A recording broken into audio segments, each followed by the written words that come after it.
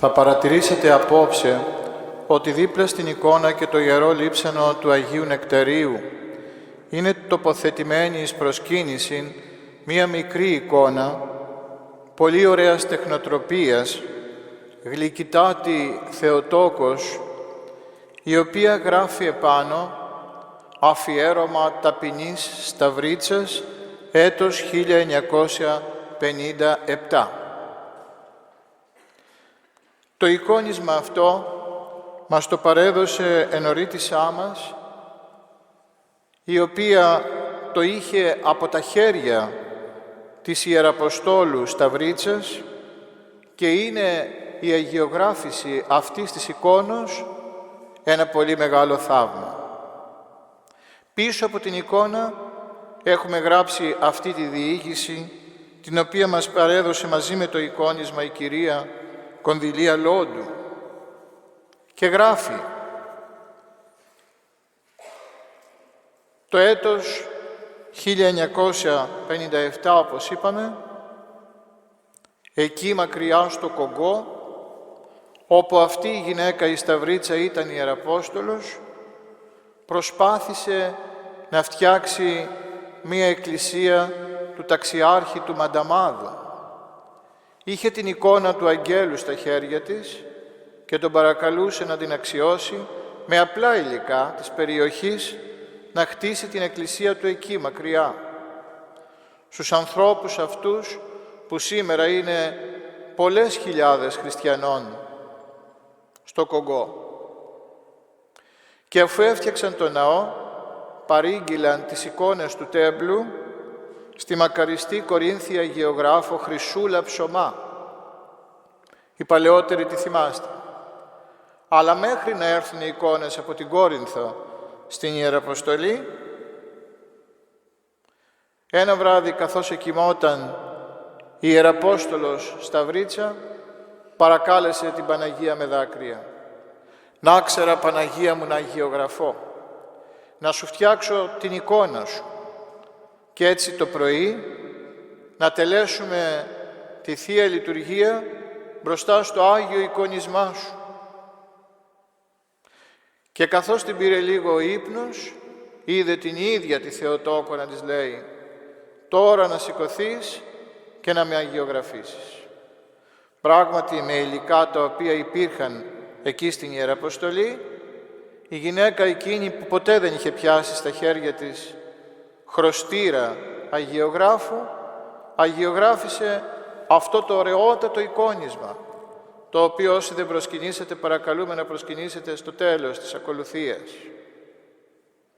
Και έτσι το πρωί ετελέστηκε η Θεία Λειτουργία μπροστά σε αυτή την ωραιότατη εικόνα. Ξέχασα να σας πω ότι η γυναίκα αυτή είχε τόσο μεγάλο πόθο να φτιάξει, όπως είπαμε, αυτή την εκκλησία των ταξιαρχών και πορεύθηκε μέσα στις ερήμους της ζούγκλας προκειμένου να πάει στην πρωτεύουσα του Κογκό και να παραγγείλει από εκεί αυτά τα υλικά που είπαμε, τα απλά υλικά, και στο δρόμο κινδύνεψε από το θάνατο, διότι δύο στρατιώτες, παρένθεση κάνουμε, ήταν εμπόλεμη η κατάσταση στην περιοχή, δύο στρατιώτες ένοπλοι τους απείλησαν ότι θα τους σκοτώσουν και εκείνη, χωρίς να χάσει το θάρρος της, τους έδειξε την εικόνα του Αρχαγγέλου, του Μανταμάδου και τους λέει «Εγώ θέλω να φτιάξω αυτή την εκκλησία αυτών των αγγέλων και τον παρακαλώ τον άγγελο αυτόν και τους αγγέλους όλους να σας προστατεύουν, παιδιά μου». Και έτσι αυτοί οι στρατιώτες την άφησαν ελεύθερη να περάσει. Πίστευε πως θα βρει τα λεφτά και πήγε στην πρωτεύουσα και κατέληξε στο κατάστημα που πουλούσε τα υλικά, τα έβαλαν όλα σε μία άκρη και ζήτησε να της γίνει πίστοση. Αλλά όμως ο υπάλληλος της είπε ότι σας θέλει ο ιδιοκτήτης του καταστήματος και εκείνη, πηγαίνοντας στο γραφείο του ιδιοκτήτη, το αποκάλυψε το σκοπό της, ότι ήθελε να φτιάξει εκκλησία, και εκείνος, πώς ενεργεί ο Θεός, συγκινούμε. Και εκείνος της είπε, δεν χρειάζεται να δώσετε χρήματα.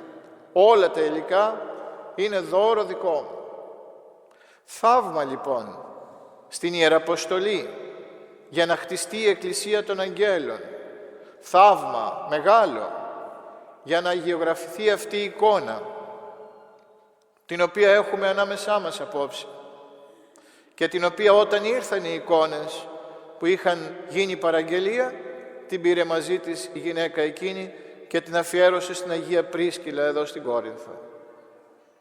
Απόψε αναφερόμαστε σε αυτό το γεγονός, το οποίο συνδέεται με τόσα πολλά πρόσωπα από την ενορία μας, αλλά και με τον Ιεραποστολικό Οργανισμό της Αγίας Πρίσκυλας, γιατί η εβδομάδα που ακολουθεί μετά από την Κυριακή της Ορθοδοξίας είναι η εβδομάδα της εξωτερικής Ιεραποστολής και οι μέρες της εξωτερικής Ιεραποστολής, και έτσι και εμείς απόψε θα μιλήσουμε για το θέμα αυτό.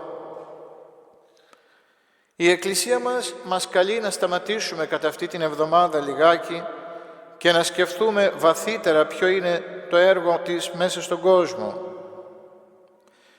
Και η Ιεραποστολή δεν είναι απλώς μια δραστηριότητα της Εκκλησίας. Είναι, όπως έλεγε ο μακαριστός Αρχιεπίσκοπος Τυράννων και πάσης Αλβανίας Αναστάσιος, η Ιεραποστολή είναι η αναπνοή της Εκκλησίας. Αν ανοίξουμε την Αγία Γραφή, εκεί θα δούμε και θα καταλάβουμε ότι η Ιεραποστολή είναι εντολή του Χριστού. Ο ίδιος ο Κύριος μας είπε στους μαθητές του, πριν αναληφθεί για τους ουρανούς, να πορευθούν σε όλο τον κόσμο και να κηρύξουν το Ευαγγέλιο σε όλα τα έθνη. Αυτή η εντολή δεν είναι απλή προτροπή, αν θέλετε, αλλά είναι η αποστολή της Εκκλησίας σε όλους τους αιώνες. Ποια είναι τα λόγια του Χριστού μας? Από το 28ο κεφάλαιο του κατά Ματθαίον Ιερού Ευαγγελίου. «Πορευθέντες ουν, μαθητεύσατε πάντα τα έθνη, βαπτίζοντες αυτούς εις το όνομα του Πατρός και του Υιού και του Αγίου Πνεύματος, διδάσκοντες αυτούς τηρεῖν πάντα όσα ενετιλάμην ημίν. Και ιδού εγώ με θυμών ημί θα είμαι μαζί σας, έως της συντελείας του αιώνος». Το έργο της Ιεραποστολής, λέει ο Χριστός, δεν είναι κάτι το οποίο θα κατορθώσετε μόνοι σας. Εγώ θα είμαι μαζί σας. Σκεπτόμαστε τις ημέρες αυτές της Ιεραποστολής ότι ο Χριστός μας δεν ήρθε για ένα μόνο λαό, ούτε για μια μικρή ομάδα ανθρώπων, αλλά ήρθε για όλη την ανθρωπότητα και ότι η αγάπη του Θεού δεν έχει σύνορα. Ο Χριστός είναι το φως του κόσμου και προορίζεται να φωτίσει τους πάντες. Πρώτο μέρος της απόψινής μας ομιλίας, η εντολή του Θεού. Όλοι οι Απόστολοι, αλλά και εμείς κατ' επέκταση, να κηρύξουμε το Ευαγγέλιο σε όλο τον κόσμο. Για να δούμε τι έκαναν οι Απόστολοι. Για να δούμε τι έκαναν οι Ιεραπόστολοι κατόπιν των Αποστόλων. Τι έκανε η Εκκλησία στο διάβα των αιώνων. Το δεύτερο μέρος της ομιλίας. Οι Απόστολοι έκαναν απόλυτη υπακοή στο Χριστό μας και δεν δίστασαν. Άφησαν τα πάντα και ξεκίνησαν. Οικογένειες, συγγενείς, αδελφούς, και ανάμεσα στα πρόσωπα των Αγίων Αποστόλων ξεχωρίζει ο μεγάλος Ιεραπόστολος της Εκκλησίας μας, ο Απόστολος Παύλος. Ο Παύλος που διέσχισε τις θάλασσες, ταξίδεψε σε πόλεις και άλλες χώρες, αντιμετώπισε διωγμούς, φυλακίσεις και κινδύνους, κι όμως δεν σταμάτησε ποτέ να μιλά για τον Χριστό, γιατί η καρδιά του είχε γεμίσει από την αγάπη του Θεού. Κρατήστε το αυτό το λόγο, διότι θα επεκταθούμε πάνω σε αυτό λίγο παρακάτω. Και από εκείνη τη στιγμή η Εκκλησία έγινε μια κοινότητα αποστολής και κάθε γενιά των πιστών καλείται να συνεχίσει αυτό το έργο. Γιατί η Ιεραποστολή, όπως είπαμε πριν από λίγο, δεν είναι κάτι που ανήκει στο παρελθόν, αλλά είναι γεγονός που συνεχίζεται μέχρι σήμερα και θα συνεχίζεται μέχρι τη συντελεία των αιώνων όσο υπάρχει Εκκλησία, και η Ιεραποστολή είναι η καρδιά της Εκκλησίας από την ημέρα της Αγίας και Μεγάλης Πεντηκοστής. Για να δούμε μετά τους Αγίους Αποστόλους, οι οποίοι πήγαν όπου τους έστειλε το Άγιο Πνεύμα. Για να δούμε παραδείγματα Αγίων Ιεραποστόλων μέσα από την Εκκλησία για να διδαχθούμε. Γιατί και εμείς πρέπει να είμαστε μικροί Ιεραπόστολοι. Σταματούμε στους δύο μεγάλους Ιεραποστόλους και φωτιστές των Σλάβων, τον Άγιο Κύριλλο και τον Άγιο Μεθόδιο, στον 9ο αιώνα που έζησαν στη Θεσσαλονίκη και γεννήθηκαν, και η Θεσσαλονίκη ήταν την εποχή εκείνη τόπος συνάντησης πολλών λαών και γλωσσών. Εκεί οι αδελφοί αυτοί Κύριλλος και Μεθόδιος, ακούγοντας τη σλαβική γλώσσα, την έμαθαν τη γλώσσα αυτή, και έτσι αργότερα ο Κωνσταντίνος έγινε μοναχός με το όνομα Κύριλλος και ήταν άνθρωπος μεγάλης μόρφωσης, γιατί σπούδασε στην Κωνσταντινούπολη και διακρίθηκε για τη σοφία του, και ο Μεθόδιος ακολούθησε στην αρχή διοικητική πορεία, ήταν δηλαδή στο κράτος ανώτερος υπάλληλος, αλλά αργότερα όλα τα εγκατέλειψε και αφιερώθηκε και εκείνος στο μοναχισμό. Και ήρθε η ιστορική στιγμή που οι Σλάβοι ζητούν διδασκάλους για να τους διδάξουν τη χριστιανική πίστη στη γλώσσα τους. Και έρχεται η Εκκλησία με το φωτισμό του Αγίου Πνεύματος και στέλνει αυτά τα δύο αδέρφια, τους δύο αυτούς μοναχούς, τους στέλνει στους Σλάβους, ώστε να κηρύξουν το Ευαγγέλιο. Οι Άγιοι αυτοί κατάλαβαν κάτι πιο βαθύ, κάτι πολύ σπουδαίο και πραγματικό, ότι για να μιλήσεις στην ψυχή ενός λαού, απαραίτητο είναι να μιλήσεις στη γλώσσα του. Έτσι, ο Κύριλλος δημιούργησε το πρώτο σλαβικό αλφάβητο και μαζί με το Μεθόδιο μετέφρασαν τα ιερά κείμενα της Εκκλησίας στη γλώσσα των Σλάβων. Για πρώτη φορά οι αδελφοί μας Σλάβοι άκουσαν το Ευαγγέλιο στη δική τους γλώσσα. Το έργο των Αγίων Ιεραποστόλων αυτών δεν ήταν καθόλου εύκολο. Μεγάλες δυσκολίες, μεγάλες αντιδράσεις.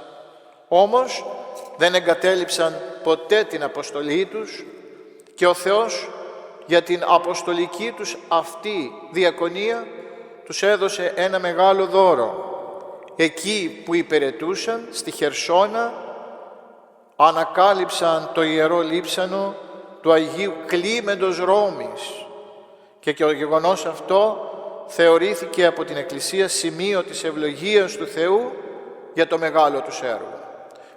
Ποιος ήταν όμως ο Άγιος Κλίμης Ρώμης? Ένα σπουδαιότατο πρόσωπο της Εκκλησίας. Είναι αποστολικός πατέρας που έζησε από το 35 έως το 99 μετά Χριστόν. Ήταν φίλος ο Άγιος Κλίμεντας Ρώμης, φίλος του Αποστόλου Παύλου και φίλος του Αποστόλου Πέτρου.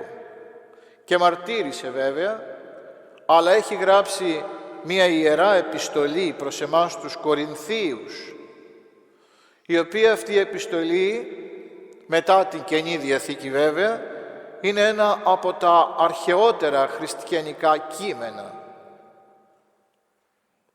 Τον Άγιο αυτό επί Τραϊανού τον πήραν οι στρατιώτες, του έδεσαν πάνω στο σώμα του με σχοινή μία άγκυρα, βαριά άγκυρα, και τον έριξαν στη θάλασσα και εκεί ετελειώθη, θαύτηκε στα μέλη της Χερσόνας και κατόπιν, όπως είπαμε, ανεβρέθη από τους Αγίους αυτούς Ιεραποστόλους Κύριλλο και Μεθόδιο.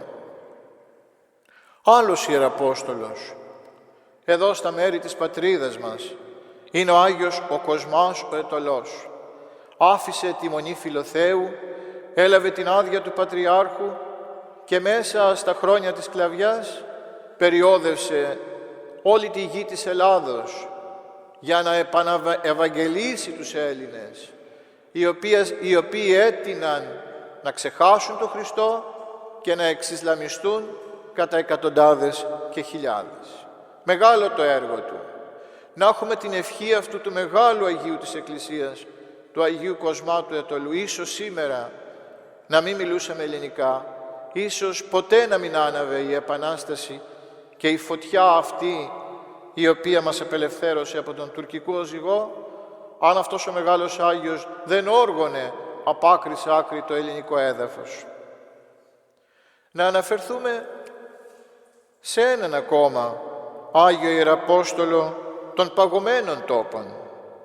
Πολλούς αιώνες αργότερα ανέδειξε ο Θεός ένα μεγάλο Ιεραπόστολο, τον Άγιο Ινοκέντιο της Αλάσκας. Γεννήθηκε στην παγωμένη Σιβηρία ο Άγιος αυτός Ιεραπόστολος το έτος 1797, το 18ο αιώνα, και από μικρός αγαπούσε πολύ το Θεό. Συνέχεια από μικρό παιδάκι ήθελε να διδάσκει τους άλλους για το Θεό, να τους παίρνει από το χεράκι και να τους πηγαίνει στην εκκλησία. Και όταν πια χειροτονήθηκε ιερέας, τι έκανε? Αποφάσισε να πάει σε περιοχές όπου οι άνθρωποι δεν γνώριζαν το Ευαγγέλιο. Και έτσι έφτασε στην παγωμένη Αλάσκα. Και εκεί, όπως καταλαβαίνουμε, η ζωή ήταν εξαιρετικά δύσκολη. Οι αποστάσεις τεράστιες και το κρύο αφόρητο. Ο Άγιος όμως δεν απογοητεύτηκε. Έμαθε τη γλώσσα των Ιθαγενών και δημιούργησε γραπτή μορφή για τη γλώσσα αυτή, όπως ο Άγιος Κύριλλος και ο Μεθόδιος, και ταξίδευε αδιάκοπα, πότε με έλκυθρα, πότε με βάρκες, πότε με τα πόδια του πάνω στο χιόνι το ατελείωτο, για να πηγαίνει στις ψυχές και να τους μεταφέρει Χριστό. Πολλά θαύματα, αν διαβάσει κανείς το βίο του, πολλά θαύματα θα δει. Να σώζεται από θαλασσοταραχές, να γλιτώνει από χιονοθύελες και από βέβαιο θάνατο. Είναι πολύ ωραίος ο βίος του. Αν μπορείτε να διαβάσετε το βίο, επαναλαμβάνω, του Αγίου Ινοκεντίου της Αλάσκας. Και θαύματα πολλά. Με την επίθεση των χειρών του, πάρα πολλοί άνθρωποι θεραπεύτηκαν με την προσευχή του και με την Αγία του παρέμβαση του Αγίου αυτού από πολλά νοσήματα. Και να πούμε ακόμη και για έναν άλλον Άγιο Ιεραπόστολο, της Άπο Ανατολής. Εμφανίζεται αυτό στο 19ο αιώνα. Είναι ο Άγιος Νικόλαος της Ιαπωνίας. Όταν έφτασε στην Ιαπωνία, ο χριστιανισμός ήταν σχεδόν άγνωστος στη χώρα αυτή και πολλές φορές τον αντιμετώπιζαν με εχθρότητα.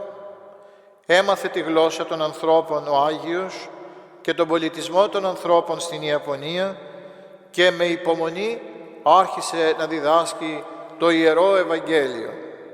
Και σιγά σιγά άρχισαν να δημιουργούνται οι πρώτες χριστιανικές κοινότητες.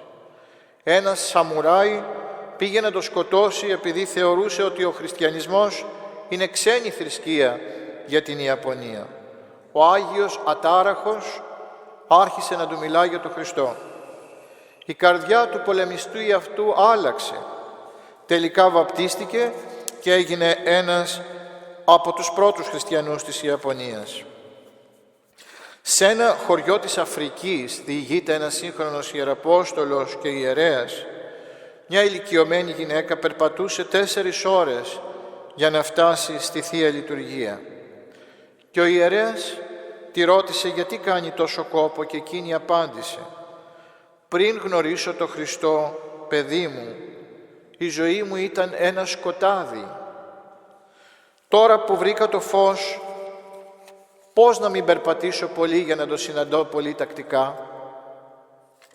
Και σε ένα άλλο χωριό περιγράφει στο ημερολογιό του ένας Ιεραπόστολος ότι οι άνθρωποι δεν είχαν υλικά για να χτίσουν την εκκλησία και την έχτισαν από ξύλα και από λάσπη.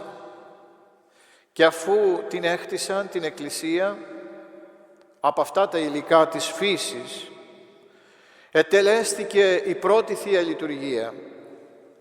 Και όλοι, λέει, οι ηθαγενείς εκεί, αυτή τη λειτουργία την παρακολούθησαν γονατιστοί και έκλαιγαν μέχρι να πει το διευχόν ο ιερέας από τη μεγάλη τους αλλίωση και την πνευματική χαρά που αισθάνονταν μέσα στην καρδιά τους. Θα πούμε απόψε ακόμη για το κοινό μυστικό των Ιεραποστόλων. Ποιο είναι αυτό? Και το κοινό στοιχείο των Ιεραποστόλων. Οι πατέρες της ερήμου και οι Άγιοι το γνωρίζουν καλά αυτό. Ποιο είναι?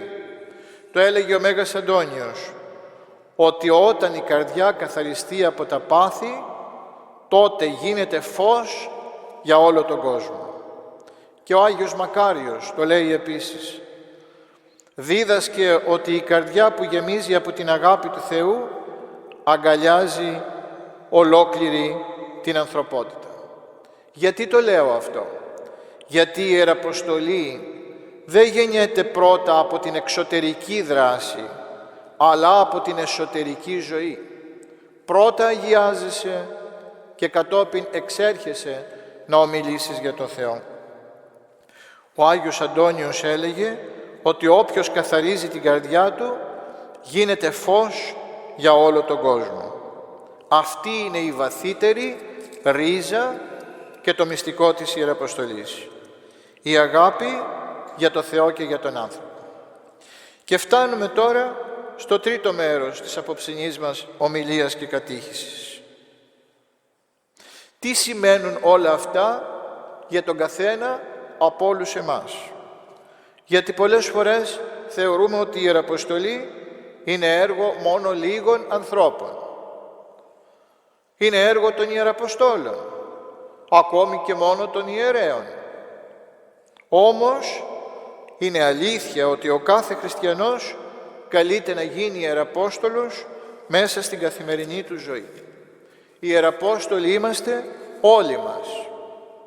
Και ο πρώτος χώρος της Ιεραποστολής είναι η οικογένεια. Οι γονείς είναι οι πρώτοι Ιεραπόστολοι για τα παιδιά τους.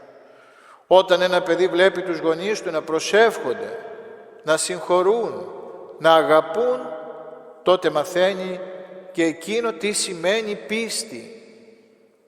Να ξέρετε ότι τα παιδιά τα μικρά ακούνε και βλέπουν τα πάντα και έχουν τρομερή διαίσθηση. Μπορεί να μην σε δουν να μαλώνεις, αλλά όμως η ψυχή τους δέχεται τα κύματα της ταραγμένης καρδιάς μας και αντιλαμβάνεται πολλές φορές ότι εκείνα που λένε τα χείλη μας δεν τα πράττουμε στη ζωή μας. Ο δεύτερος χώρος είναι η εργασία. Εκεί φαίνεται αν το Ευαγγέλιο ζει μέσα μας. Όταν ένας άνθρωπος είναι στην εργασία του τίμιος, δίκαιος, ευγενής, γεμάτος καλοσύνη και δοτικότητα, τότε η ζωή του είναι ένα σιωπηλό κήρυγμα για όλους. Είναι μια ιεραποστολή για όλους οι οποίοι είναι γύρω του. Πώς εκεί που πήγαινε στρατιώτης, ο Άγιος Ιάκωβος ο Τσαλίκης, όλοι τον σέβονταν, και επίσης και τον Άγιο Παΐσιο. Οι υπόλοιποι στρατιώτες μπορεί να μην είχαν την ίδια ζωή, μπορεί να ζούσαν τελείως διαφορετικά και αμαρτωλά, όμως για αυτούς τα πρόσωπα αυτά ήταν ένα φως μέσα στο σκοτάδι. Και ο τρίτος χώρος είναι η κοινωνία. Σε ένα κόσμο που είναι γεμάτος από άγχος, σε ένα κόσμο που είναι γεμάτος από απογοήτευση, ο χριστιανός καλείται να γίνει φορέας της ελπίδας, καλείται να είναι φως. Ας προσευχηθούμε λοιπόν απόψε να ανάψει ο Θεός και στις δικές μας καρδιές αυτή τη φλόγα της αγάπης και να μας δώσει τη δύναμη να γίνουμε μικροί ιεραπόστολοι μέσα στον κόσμο. Γιατί όταν ένας άνθρωπος γνωρίσει τον Χριστό, τότε θέλει όλος ο κόσμος να γνωρίσει το Θεό για να είναι χαρούμενος κοντά Του. Το δε Κυρίω η δόξα, η τιμή και η προσκύνηση εις τους αιώνας των αιώνων. Αμήν.